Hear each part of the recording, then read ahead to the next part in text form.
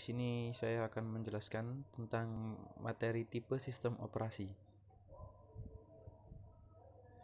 Tipe sistem operasi sendiri dibagi menjadi 5. Yang pertama batch OS, yang kedua time sharing, yang ketiga distributed OS, yang keempat network OS, dan yang kelima real time OS. Yang pertama batch OS. Pengertian dari batch OS yaitu digunakan oleh komputer generasi kedua dengan menjalankan job-job yang mirip dan dikumpulkan dijalankan secara kelompok. Setelah selesai, maka secara otomatis kelompok yang lain dijalankan. Ada tanggung jawab operator untuk menyortir pekerjaan dengan kebutuhan yang sama.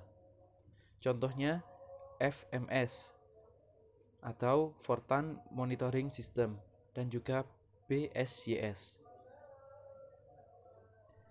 Cara kerja batch OS yaitu job-job akan dikelompokkan menjadi job 1, job 2, dan job N yang disampaikan oleh operating system. Job-job kemudian disampaikan ke CPU dalam bentuk berurutan dalam bentuk batch, batch, dan batch. Jika sebuah kelompok telah selesai, jika sebuah kelompok telah selesai diproses, maka akan beralih ke kelompok berikutnya. Keuntungan dari batch OS.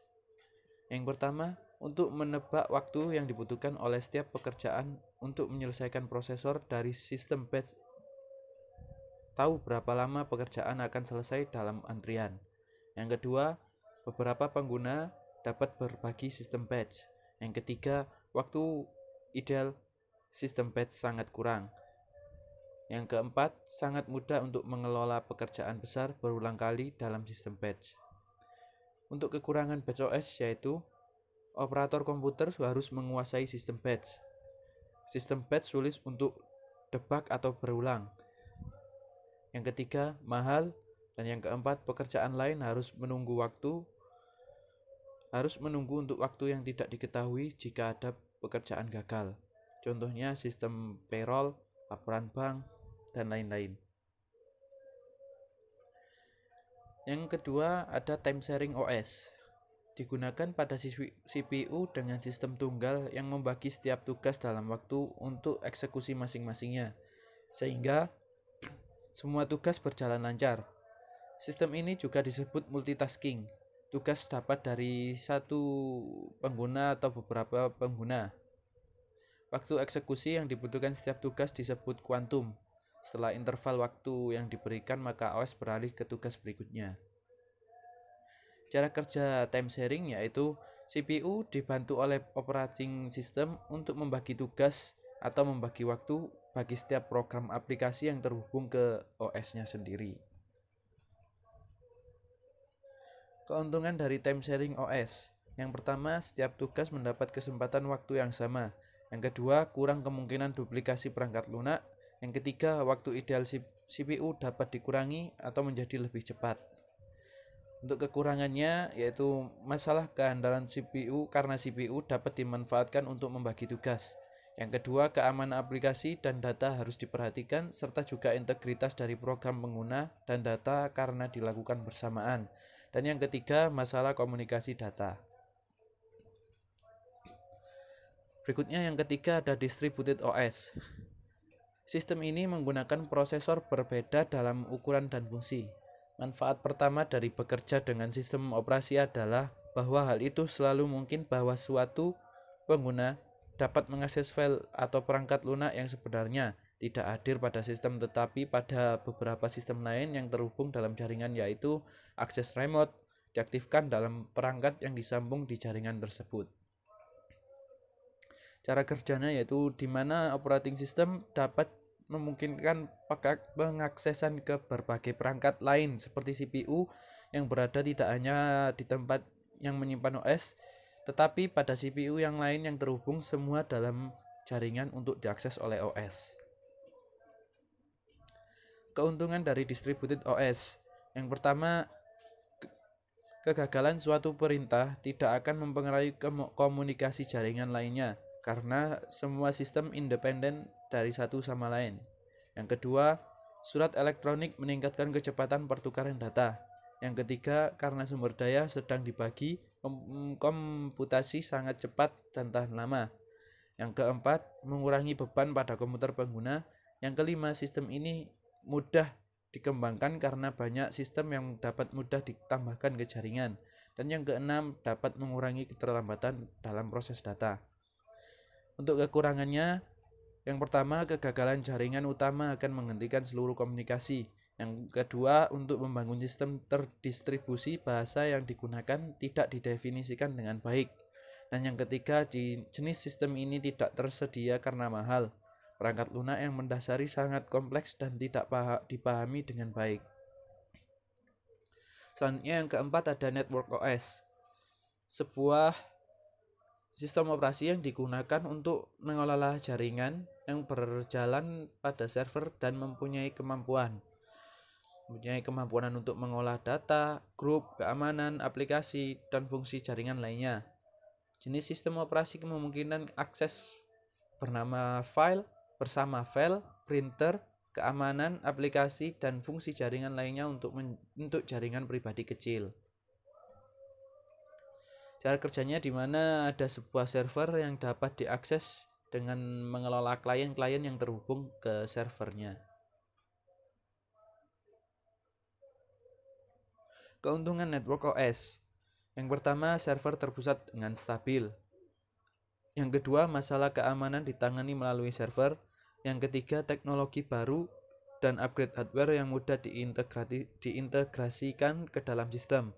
Dan yang keempat, dapat mengakses server yang jauh dari lokasi berbeda dan jenis sistem. Kekurangan Network OS, pengguna harus bergantung pada lokasi pusat untuk sebagian besar operasi. Dan yang kedua, pemeliharaan dan pembaruan diperlukan secara teratur. Yang kelima ada Real-Time OS. Interval waktu yang dibutuhkan untuk memproses dan merespon input sangat kecil, disebut waktu tanggap. Sistem real-time digunakan ketika ada persyaratan waktu yang sangat ketat seperti sistem rudal, sistem kontrol lalu lintas udara, robot, dan lain-lain. Ada dua jenis sistem operasi real-time. Yang pertama ada hard real-time system, yaitu OS ini dimaksudkan untuk aplikasi di mana kendala waktu sangat ketat dan bahkan penundaan sesingkat mungkin tidak dapat diterima.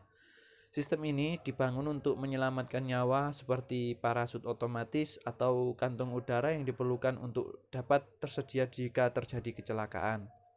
Memori virtual hampir tidak pernah ditemukan sistem ini.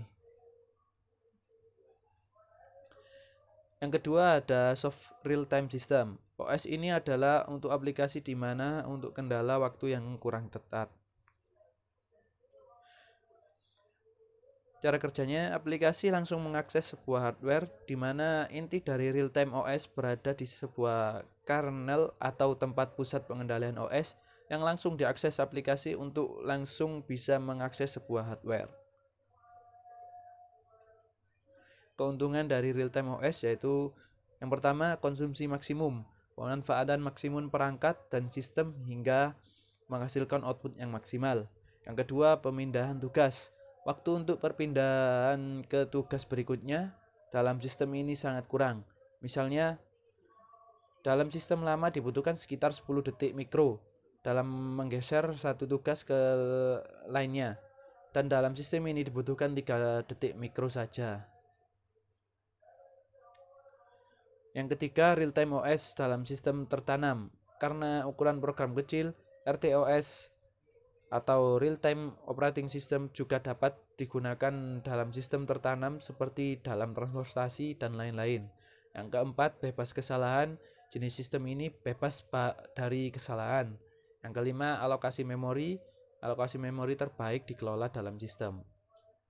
Dan untuk kekurangan real-time OS sendiri yaitu tugas terbatas. Sangat sedikit tugas yang berjalan pada saat yang sama dan konsentrasi mereka sangat kurang pada beberapa aplikasi untuk menghindari kesalahan. Yang kedua, sumber daya yang berat.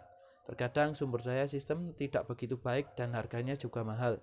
Yang ketiga, algoritma kompleks. Algoritma yang sangat kompleks dan sulit bagi perancang untuk menulisnya. Pengandal perangkat dan interupsi sinyal. perlu driver khusus ke perangkat dan sinyal interupsi untuk merespon gangguan. Thread prioritas. Hal ini tidak baik untuk menetapkan prioritas thread karena sistem ini sangat kurang toleransi dalam beralih tugas. Yang keenam, contoh sistem operasi real time yaitu eksperimen ilmiah, sistem pencitraan medis, sistem kontrol industri, sistem senjata, robot, sistem kontrol lalu lintas udara, dan lain-lain. Sekian yang bisa saya jelaskan tentang materi tipe operating system. Terima kasih. Assalamualaikum warahmatullahi wabarakatuh.